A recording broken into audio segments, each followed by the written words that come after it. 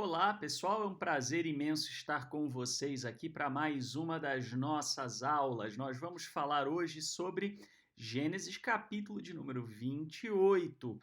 Antes da gente começar, eu peço que você já deixe o seu curtir ou deixe curtir, tanto faz para o YouTube, é a mesma coisa, você ajuda o nosso vídeo a atingir mais pessoas. Bom, vamos então falar aqui sobre o capítulo 28. Nós havíamos visto a partir do capítulo 27 que houve uma retomada do arco narrativo de Jacó. E essencialmente o capítulo 28, ele dará continuidade a esse arco narrativo.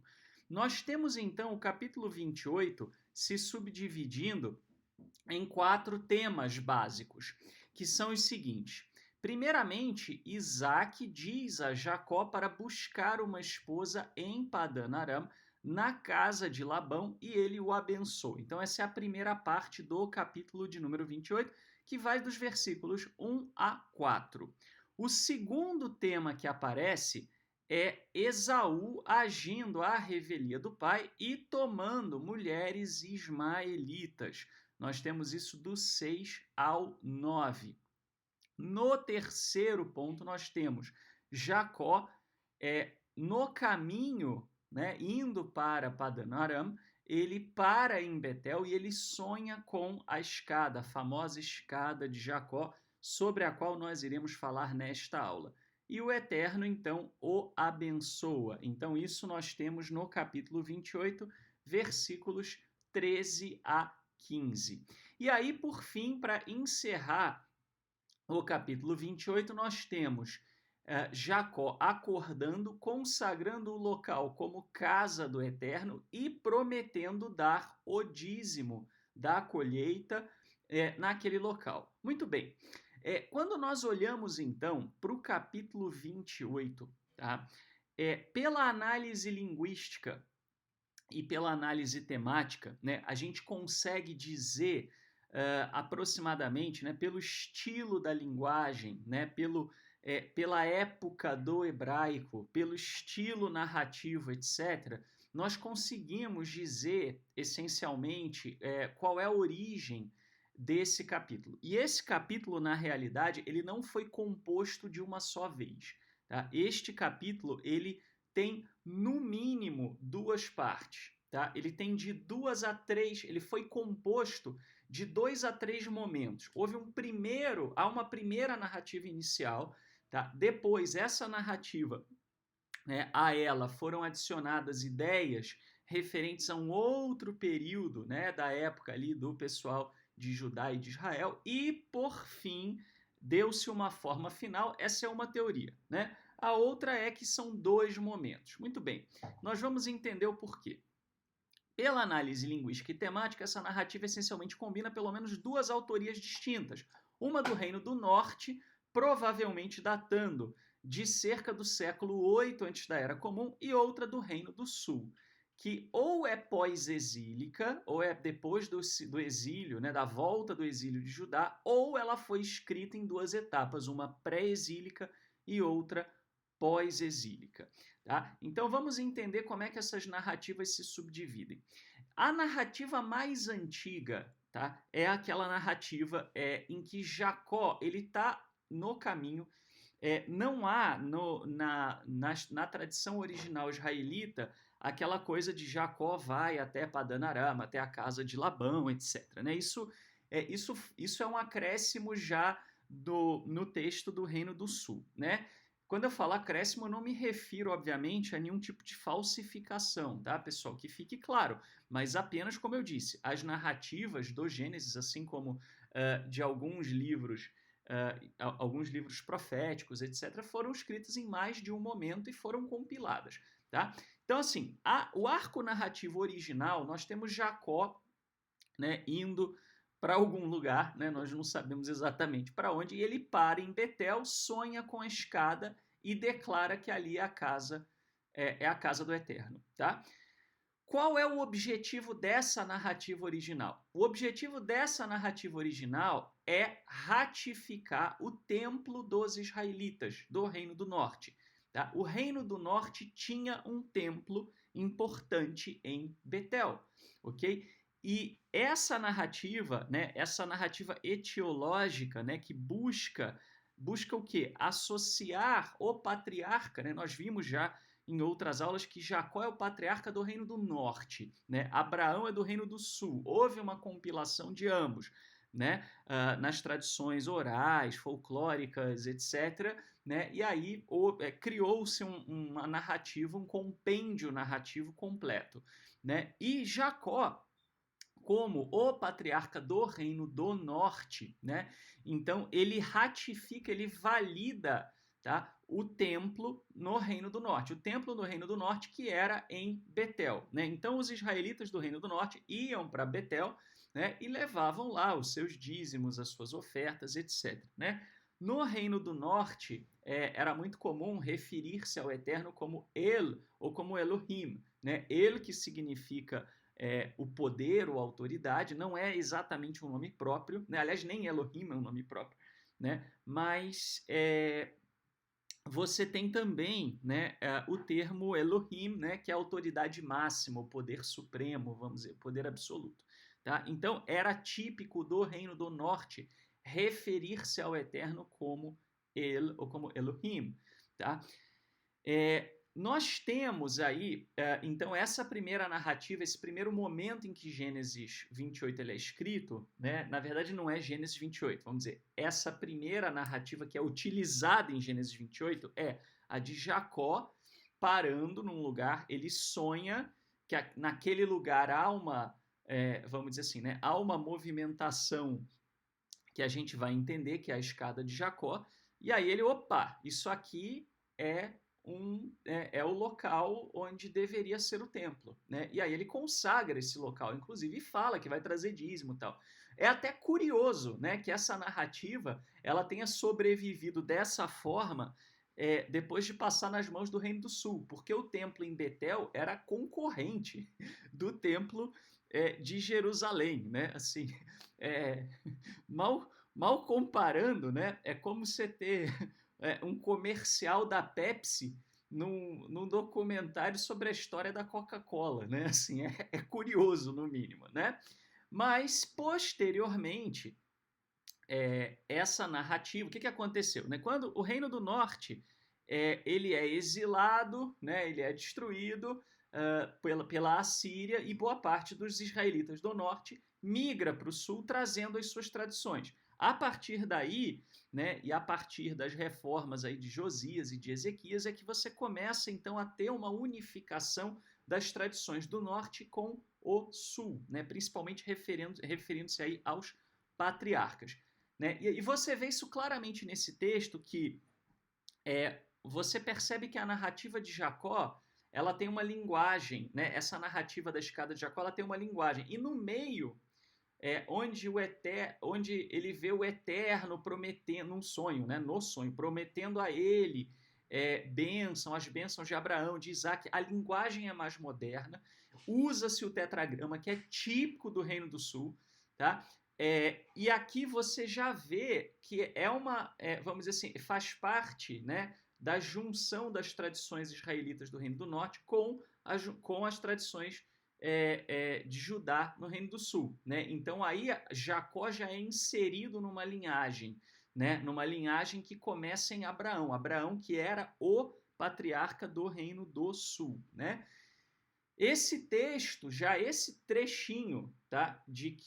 Esse trechinho de Abraão e Jacó, de Jacó recebendo a bênção de Abraão, ele pelo menos é do século 7, né? Quando Judá já havia absorvido boa parte dos israelitas egressos da destruição assíria, tá? Foi quando, como eu disse, começou-se a questão da unificação dessas tradições ancestrais, tá? Nenhuma dessas narrativas deve ser lida literalmente, como eu disse para vocês já N vezes, né? E dei já os motivos, expliquei as razões algumas vezes, tá? Muito bem. Só que aí você tem o seguinte, tá? Por que alguns acadêmicos entendem que você teve uma terceira, né, composição aí, tá? Pelo seguinte, você tem a narrativa inicial, ela faz uma coisa curiosa, ela suaviza o problema moral do capítulo anterior, tá? Porque ela já dá um novo motivo para Jacó sair dali, né? Ela dá uma suavizada, então Jacó sai dali que é para obedecer o pai, né? Jacó não sai fugido, né? Então, você já vê uma mudança aí, né, de tom, né, na verdade. Então, por que isso, né? Depois do exílio, já no pós-exílio, há uma preocupação muito grande com a conduta moral dos patriarcas, né? Eles tinham receio que os patriarcas, né, algumas coisas dos patriarcas que eram moralmente questionáveis, pudessem ser coisas que trouxessem um mau exemplo, um desconforto, etc. Então eles costuma dar uma suavizada nesse trecho, né? Já que os patriarcas eram um modelo, né? Alguém poderia falar, Felipe, você está querendo dizer então que eles falsificaram o texto para, né, dourar a pílula? Não, não estou dizendo isso. O que você precisa entender qual era a função desses textos. Tá? Esses textos, os textos narrativos ancestrais, para eles, tinham muito a ver com a maneira como eles achavam que era natural agir.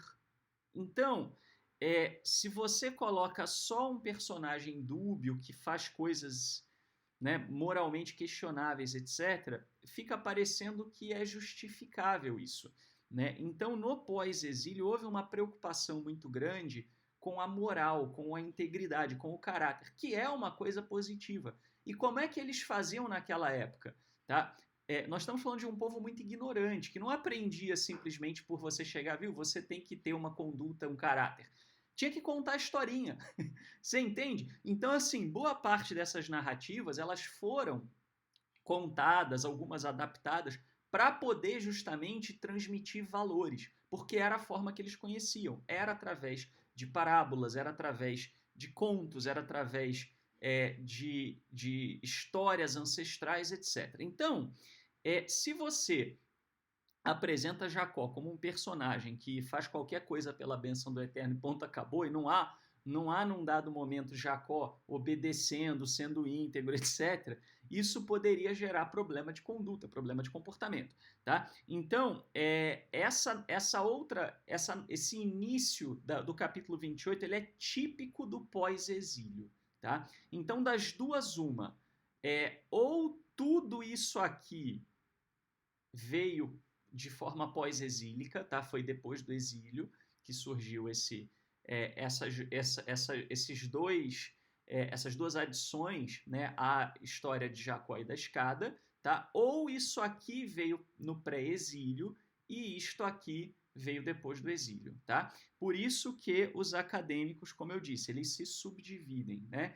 Alguns acham que toda essa narrativa do Reino do Sul é pós-exílica, outros acham que uma parte é pré, outra é pós, tá? De todo jeito, a gente sabe que essa narrativa ela reflete dois valores, um do norte e outro do sul. Isso nós temos plena convicção, tá? Vamos seguir então e vamos ler o texto e comentar. Isaac chamou Jacó, abençoou-o e lhe deu esta ordem: não tomes uma mulher entre as filhas de Canaã. Levanta-te, vai a Padã Aram, à casa de Betuel, o pai de tua mãe, e escolhe uma mulher de lá entre as filhas de Labão, o irmão de tua mãe. Eu já falei um pouco sobre Betuel e a questão de Betuel e Labão quando a gente falou sobre a narrativa de Rebeca. Tá? Então, quem quiser mais informações sobre isso, pode olhar lá. Que El Shaddai te abençoe e que ele te faça frutificar e multiplicar, a fim de que te tornes uma assembleia de povos, uma multidão de povos. Tá? Isso aqui é pós-exílico, a gente sabe, essa linguagem, né, o uso do termo El Shaddai é muito pós-exílico. É muito típico, né? Dessa época, tá? E a ideia de uma assembleia de povos, né, pessoal, uma multidão de povos, tem gente que quando ouve isso, viaja na maionese, né? Já começa a pensar, não, então significa, né, que se espalhou por todo o planeta e todo mundo tem DNA israelita. Vai saber se todo mundo tem DNA israelita, não tem. Como é que isso era entendido pelos leitores? É porque, de fato, num dado momento, houve uma junção, né? Houve uma congregação de povos, principalmente o Reino do Norte e o Reino do Sul, né? Que se juntam, tribos diferentes que se juntam e se amalgamaram, né? E é exatamente isso que isso aqui se refere, tá? Que ele te conceda, bem como a tua descendência, a bênção de Abraão, a fim de que possuas a terra que vives e que o Senhor deu a Abraão, né? Isso aqui também, né? Já fala, né? A terra que o Senhor deu a Abraão já é típica do Reino do Sul, né? Então esse texto todo a gente sabe que é pós-exílico, né? Por causa justamente disso, dessas referências, né? Nesse momento o Reino do Norte já não existia mais. Isaac despediu a Jacó e este partiu para Padan Aram, para a casa de Labão, filho de Betuel, o arameu, irmão de Rebeca, a mãe de Jacó e Esaú. Muito bem. Por que vai para Aram? Né? Porque o reino do norte, né, ele faz aliança com os arameus, né? E toma na cabeça, né? E eles são exilados para o norte. Então isso aqui reflete essa ideia, né, de eu vou para o norte, eu vou ficar oprimido no norte e eu volto, tá? Então assim, se você pegar a história de Judá e de Israel, eles, né, houve um momento que eles migraram para o sul, né? Isso está refletido aí na narrativa, isso vai aparecer na narrativa depois, na narrativa de José e tal, né? E aí, tanto que temos um êxodo, né, do Egito e tal, mas num dado momento, né, aqui nós estamos falando já de uma época em que houve um exílio do Reino do Norte né, para o norte, né, para a região mais eu diria até mais do que ao norte, ao nordeste, né? Então, justamente o que a gente tinha nessa região e que também tomaram na cabeça, né? Os sírios, né? Os arameus, né? O reino de Aram, tá? Na época que olha o problema, se você tomar essa história como literal, você tem um problema, porque os arameus não existiam no que seria a época de Jacó, se a história fosse literal, tá? Então, assim, as histórias dos patriarcas, a gente sabe que elas são posteriores, porque se elas realmente fossem narrativas históricas, elas teriam um monte de anacronismos, né? Algo anacrônico é algo fora do seu tempo, tá? Muito bem. Então, reparem aqui aquilo que eu falei, né?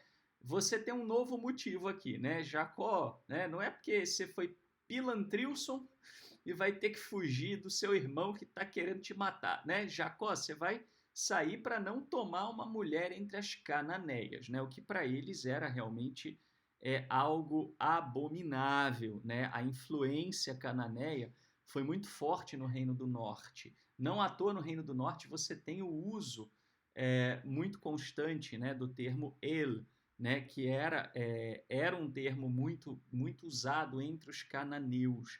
Tá? Não que no Reino do Sul não tenha tido, também teve, mas menos, em menor quantidade. Né? Não à toa você tem relato do bezerro de ouro, né, no Reino do Norte. A narrativa do bezerro de ouro ela tem muito a ver com isso, com o Reino do Norte, né, com a adoração a Baal, aquela coisa toda. Tá? Muito bem. Então, falando de um novo motivo, né? Como eu disse, aí o comentário da Universidade de Oxford. Um relato diferente das circunstâncias da partida de Jacó para Labão é dado nos versículos 1 a 5 a partir daquele dado no capítulo 27. Quer dizer, houve uma mudança, né, de tema. Aqui seu pai o envia para que ele possa se casar com uma moça de sua própria família, como o próprio Isaac havia feito. E Isaac ora para que ele herde a promessa que uma vez foi dada a Abraão. A casa de Labão é agora dada como Padan Aram, que significa país de Arão. Né? Assim também no 25:20. Esta região da Mesopotâmia é chamada de Aram Naharaim no 24:20. Já falamos disso, tá? E aí, um comentário, né, do Dr. Tsemayore, né, que é PhD em Bíblia Hebraica pela Hebrew University de Jerusalém, e ele fala exatamente da coisa da suavização que eu disse anteriormente para vocês, tá? Isaac abençoa Jacó para que ele seja frutífero e multiplique e herde a terra que Deus prometeu a Abraão, com a condição de que ele deixe primeiro Canaã temporariamente para encontrar uma esposa. Isso efetivamente suaviza a razão original da partida de Jacó, a saber que ele roubou o direito de primogenitura que deveria ter ido para seu irmão, e que Esaú, enfurecido, agora planeja matá-lo. Esse tipo de suavização é característico dos textos pós-exílicos de Judá e de seu investimento em moralidade e Estado de Direito, o que o leva a retratar os patriarcas como exemplos morais. Na verdade, hoje leva, né? Hoje leva a retratar os patriarcas como exemplos morais para gerações futuras, enquanto os textos pré-exílicos, aqui seria, não, aqui é o texto mesmo, né? O texto pré-exílico está mais interessado em descrevê-los como personagens humanos imperfeitos, tá? O texto pré-exílico, pessoal, né, tá mais preocupado com o resultado. Entenda isso, tá? Depois do exílio, houve uma reflexão muito grande, né, por parte principalmente do pessoal de Judá, pelo seguinte: o pessoal de Judá, mesmo mantendo o culto ao Eterno, tomou na cabeça. Então, esse tomar na cabeça de Judá, né, assim, eu vejo a mão do Eterno nisso, né? Assim, tomaram na cabeça mesmo servindo ao Eterno. Tá? E aí eles começaram a se perguntar, pera lá, mas o que aconteceu então? Então não basta só eu ter um culto ao Eterno. Né? E aí os profetas entraram e fizeram um papel importantíssimo, que é de dizer o seguinte: não basta ser monoteísta, tem que ser ético. Não basta adorar o Eterno, tem que ser íntegro. Não basta você ter um culto e oferecer sacrifícios e ser tido como povo do Eterno. Você tem que ter uma conduta correta, uma reputação ilibada e ser um exemplo de sociedade íntegra, de sociedade moral, de Estado de Direito. Né? Então, a partir justamente dessa visão dos profetas, é que começou a haver uma preocupação muito grande de que os personagens bíblicos refletissem isso. Tá? Então, em alguns pontos, você encontra algumas suavizações em virtude disso. Tá? Esse é o texto, né, de um livro desse acadêmico que chama-se Jacob's Journey. Muito bem. Falando aqui do termo Shaddai, né? Por que o termo Shaddai aparece? O uso do termo Shaddai está associado com as duas conotações que o termo traz e que seriam importantes para a viagem de Jacó, a saber, provisão e proteção. Provisão em conexão com a bênção abraâmica de prosperidade. Né? Então, assim, El Shaddai, eu falei sobre isso, muito sobre El Shaddai, no comentário de Gênesis 17. Então, dê uma olhada no comentário de Gênesis 17 que você vai entender bem a questão de Shaddai. Tá? Mas, essencialmente, Shaddai ele está associado com duas coisas, né? Com provisão e com proteção. Tá? Por quê? Né? Está associado com os montes, né? Nos montes você tinha tanto as tempestades, então tinha a fúria, aquela coisa da força da natureza, quanto você tinha também as nascentes dos rios. Então, normalmente, né, os rios começavam nas colinas, etc. Né? Mesmo se você olhar no proto-sinaítico, né, o termo Shaddai, eu tenho também um vídeo sobre isso, né, no canal, você vai ver, né, a ideia, o shin, né, como dente, né, o dente morde, né, então uma mordida pode ser alimentação ou pode ser uma agressão. né, tem essa dupla função, né? Tanto que você tem palavras análogas, né? Shadaim, né? Que seriam, né, os seios, né? Até os seios da... Provavelmente montanha eram os seios da terra, né? Então, por causa do formato, né? E a questão da alimentação, mas Shod significa destruição, né? Daí vem Shedim, né? As forças destruidoras, que eles personificavam, né? A figura de criaturas e tal, como era comum nos tempos antigos. Aliás, eu espero que as pessoas hoje superem, né, essa ideia de que todas as forças utilizadas pelo Eterno sejam, né, criaturas igual às nossas criaturas biológicas aqui, né? Senão daqui a pouco o pessoal está acreditando aquilo que eu brinco e falo, né? O pessoal acredita em anjo com espada, né? E aí você fala assim, por que o anjo tem uma espada e não uma bazuca, né? Né? Então, pô, o anjo, a gente já está na era da bomba nuclear e o anjo está na era medieval, né? Mas a gente tem que entender essas coisas como simbólicas, né? Como um simbolismo, uma linguagem que permite aos seres humanos entenderem. Então, voltando ao termo Shaddai, associado com prosperidade e também associado com proteção, né? Então, são duas coisas que ele ia precisar. A prosperidade, porque a partir daí Jacó vai começar uma vida sozinho, né? Ele vai montar a família dele. Então ele precisa dessa prosperidade. Prosperidade essa que vem lá da bênção abraâmica, né? E a proteção, porque ele ia encarar uma viagem, né? Ele ia encarar uma jornada. Isso era um dado de realidade. Você tinha perigos nas jornadas, né? Você tinha as pessoas, os assaltantes, né? Que roubavam as pessoas no caminho, tal, né? Podiam ser mortos em ciladas, emboscadas. Você tem textos bíblicos até que falam disso, né? Desse tipo de situação. Então, ele precisava da proteção também, né? E a proteção análoga à bênção, né? Agora, óbvio, isso é dentro de uma, né? Vamos dizer, da visão da história, né? E para os israelitas, o que era isso, né? Olha, vocês vão ser protegidos, né? Mesmo no exílio e voltando, vocês vão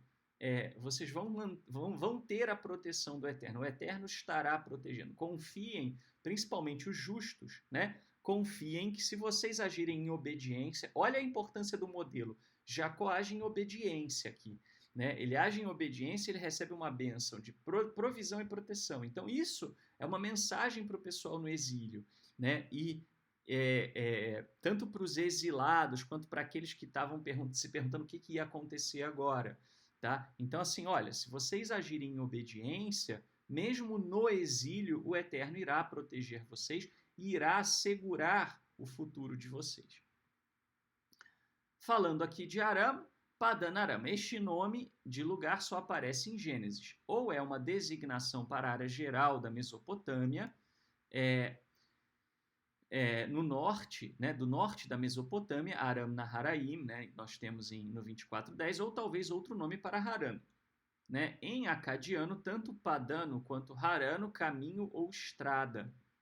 Em qualquer dos... Então, né, por quê? Talvez tenha a ver com o fato de que se você pegar e olhar no mapa, né, eu até não estou com o mapa aqui, podia ter posto, eu sempre esqueço de pôr mapa, né, em alguns pontos importantes, mas você vê que ele segue o caminho dos cursos dos rios, né? Você tem aí o rio Eufrates, o rio Tigre, né?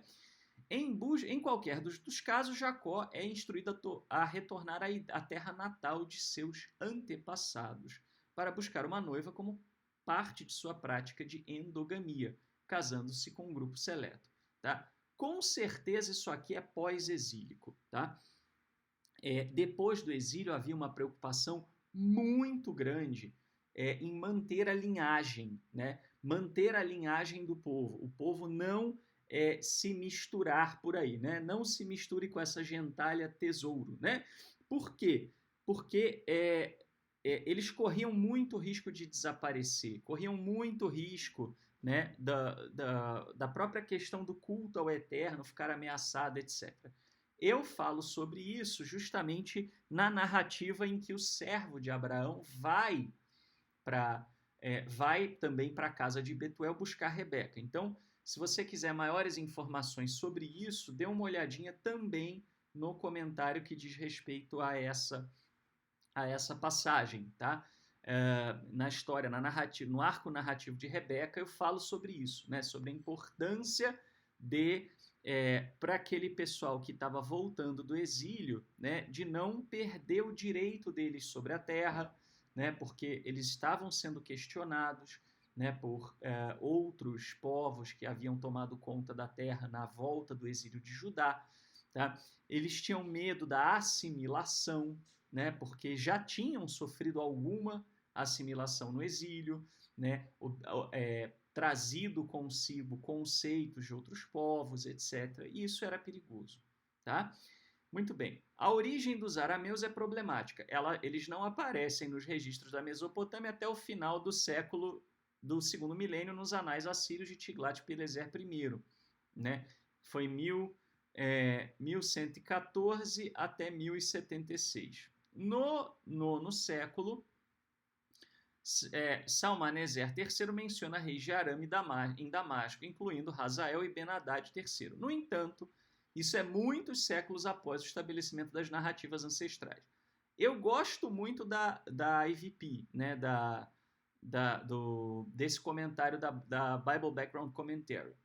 Só que assim, o pessoal da IVP pega leve com os religiosos literalistas, né? Então, assim, eles sempre que possível, eles evitam, né, falar. O correto aqui, obviamente, seria como todos os acadêmicos dizem, dizer, olha, essa não é uma narrativa literal. E não tem problema nenhum de não ser uma narrativa literal. Ela não é menos sagrada, né, nem fala menos do eterno por não ser uma narrativa literal. Tá? Porém, todavia, contudo, né, é muito comum que eles dão uma suavizada, assim, né? Então vocês vão perceber isso agora. Uma menção de arameus em relação a Abraão e Jacó é provavelmente uma referência a tribos dispersas de povos na parte alta da Mesopotâmia que ainda não haviam se unido na nação de Aram, que aparece em textos posteriores. Baseado em outros exemplos da literatura cuneiforme, o nome Aram pode, de fato, ter sido originalmente de uma região, conforme se vê de Sipar a Nantum no período babilônio, e mais tarde foi aplicado às pessoas que vivem lá. A evidência atual sugere que os arameus habitaram o Alto Eufrates ao longo do segundo milênio, primeiro como aldeões e pastores, depois como uma coalizão política nacional. Então repara que eles dão informações interessantes, mas evitam pisar no calo dos religiosos. Né? Então eles evitam dizer, olha, isso aqui é muito nítido que não é uma narrativa literal. Eles dão uma saída honrosa, né? Não, pode ser que seja o nome, né, que está sendo dado a umas tribos e tal, porque não tinha ainda a nação de Aram, não tinha arameu ainda, né, oficialmente falando e tal, né? Tudo bem, tá aí como uma possível explicação para quem quiser. Não me convence, né? Mas eu não estou aqui para trazer para vocês simplesmente a minha opinião. Estou aqui para trazer comentários. Esse comentário existe, eu trouxe, né? Tem algum mérito, né? Embora, como eu falei, eu gosto muito da IVP, mas eles às vezes são políticos demais. Como eu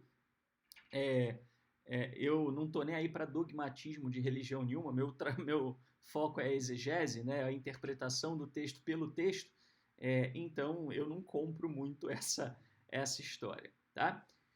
Muito bem. Agora aqui, pessoal, eu vou é, eu vou eu vou colocar aqui para vocês, ó, esse trecho aqui, tá?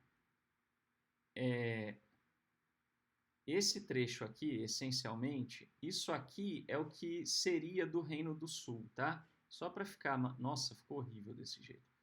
Não era para fazer assim, era para fazer.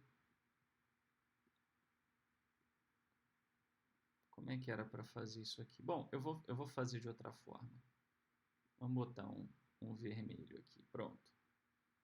Tá. Então,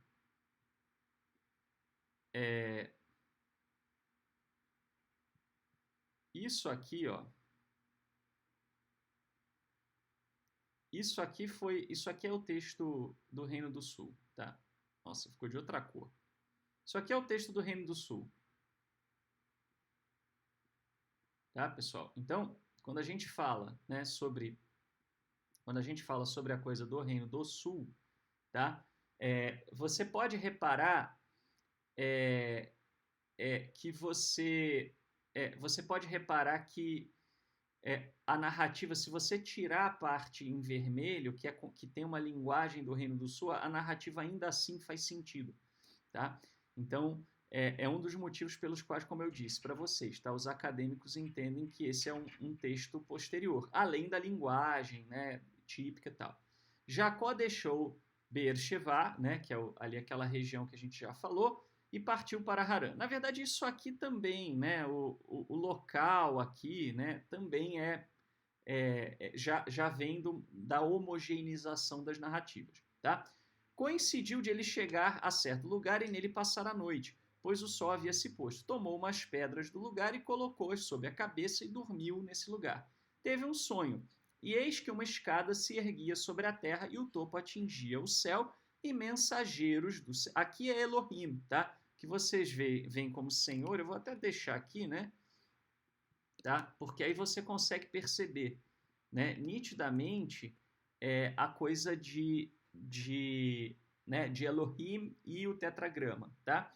Mensageiros de Elohim subiam e desciam por ela. Originalmente, você vai ter o quê? Jacó acordou do sonho, teve medo e disse: este lugar é terrível, não é nada menos que uma casa de Elohim e a porta do céu. E ele segue, tá? Só que no Reino do Sul, né, a narrativa do Reino do Sul, ela agrega isso aqui. Eis que o Eterno estava de pé diante dele e lhe disse: eu sou o Eterno, o Senhor de Abraão. Né? Aqui é o Elohim de Abraão, né? O Elohim de Abraão, teu pai, e o Elohim, também aqui é Elohim, o Elohim de Isaac. A terra sobre a qual dormistes eu a dou a ti e a tua descendência. Tua descendência se tornará numerosa como a poeira do solo. Estender-te-ás para o ocidente e o oriente, para o norte e o sul. E todos os clãs da terra serão abençoados por ti e por tua descendência. É uma repetição da bênção abraâmica. Se você quiser mais detalhes sobre o sentido dessa bênção abraâmica, na narrativa de Abraão eu explico, tá? Eu estou contigo e te guardarei em todo lugar aonde fores, e te reconduzirei a esta terra, porque não te abandonarei enquanto não tiver realizado o que te prometi. Tá? Isso aqui, pessoal, é fundamental. Ó. O que está prometendo? Volta do exílio. Percebe? Tá? Era importante para eles a ideia, né, de que um exílio se seguiria de um retorno, tá? Jacó acordou. Ah, detalhe, aqui pode ser o exílio, depende de quando é esse texto. Se esse texto for pré-exílico, seria o exílio do próprio Reino do Norte que já tinha acontecido. Se esse texto for pós-exílico, aí já seria o exílio de todo mundo, né? Bom, Jacó acordou e teve de seu sonho e disse: na verdade, o Eterno está neste lugar e eu não sabia. Teve medo e disse: este lugar é terrível. Não é nada menos que uma casa de Elohim e a porta do céu. Né? Olha que interessante aqui, né, pessoal? Então você tem aqui nitidamente uma referência a um local de culto, né? Nitidamente. Levantando-se de madrugada, tomou a pedra que lhe servira de travesseiro, ergueu-a, né, como uma estela, né, como um pilar, e derramou óleo sobre seu topo. Eu vou mostrar para vocês como é que são essas estelas daqui a pouco, tá? A este lugar deu o nome de Betel, mas anteriormente a cidade se chamava Luzá. Mudança de nome é uma coisa importante, né? O que significa? Que aquela região foi consagrada, né? Muito provavelmente isso é para explicar por que a cidade chamada Luzá passou a se chamar Betel por causa do templo israelita, tá? Provavelmente, né, como eu falei, essas narrativas de nome também não devem ser tomadas literalmente, porque se você tomar literalmente, até na própria Bíblia você vai ter problema, porque uma hora o nome se refere a uma coisa, outra hora o nome se refere a outra. Nós vimos o caso de Isaac e o poço, né, e em comparação com Abraão. Tá? Mas a ideia deles era o que aquele nome queria dizer para aquele pessoal naquela época. tá? Então, assim, é muito provável que o nome original fosse Luz ou Luzá, né? Você tem essas duas grafias, tá? Luzá já é uma forma aramaica, né? Então você tem o nome original era Luz ou Luzá, e aí em algum momento, por conta do templo ali erigido, passou a ser conhecido como a Casa do Eterno, né? A Casa de El, né? Bethel, tá? E aí virou meio que o apelido da cidade, provavelmente, tá? Jacó fez este voto: se Elohim estiver comigo e me guardar no caminho para onde eu for, e me der pão para comer e roupas para me vestir, se eu voltar são e salvo da casa de meu pai, então o Eterno será meu Senhor, né? Será meu Elohim. Então aqui você também já tem algo do Reino do Sul aqui, né? Você vê até pela coisa do tetragrama, né? E o voltar, né? O voltar que é típico do exílio. Na narrativa original de Jacó, né? Como eu falei, ele está andando no caminho para em Betel. Ele não estava indo para fora, tá? Muito bem.